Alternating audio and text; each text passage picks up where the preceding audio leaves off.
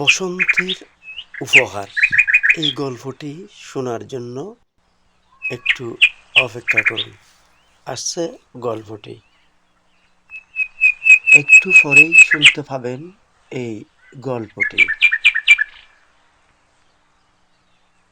এখন বসন্ত।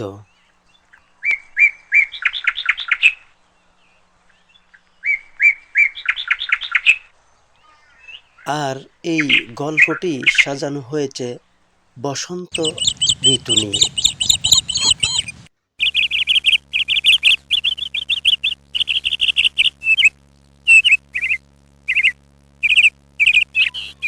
ধৈর্য ধরে এই গল্পটি শুনলে আমি নিশ্চিত আপনার ভালো লাগবেই।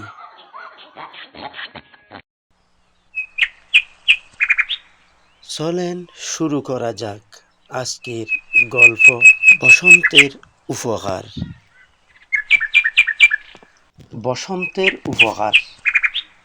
ফাল্গুনের হালকা রোদ, বাতাসে মিষ্টি মধুর গন্ধ, আর চারদিকে রঙিন ফুলের বাহার।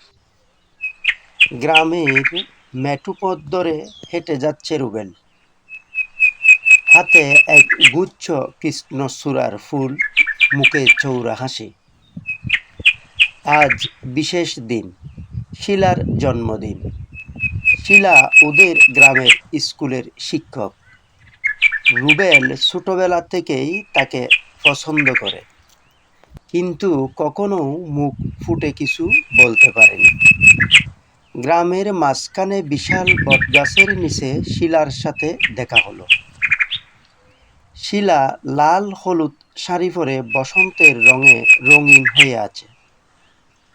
রুবেল একটু লাজুক গলায় বলল, শিলা আপা, এই ফুলগুলো তোমার জন্য।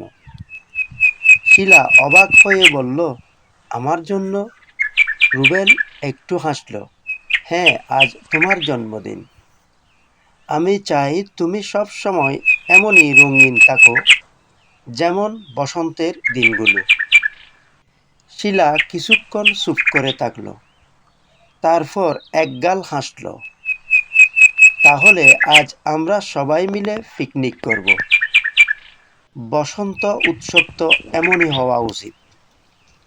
গ্রামের সবাই মিলে নদীর ধারে বসন্ত উৎসবের আনন্দ শুরু হলো। ডোলের বাদ্য, পিঠাপুলি আর হাসি আড্ডায় ভরে উঠল চারপাশ।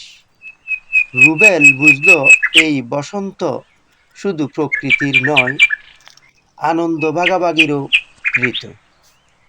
এটা একটা আনন্দঘন গল্প, যেখানে বসন্ত শুধু প্রকৃতির পরিবর্তন নয়, মানুষের সম্পর্কেও উচ্চতা নিয়ে আসে।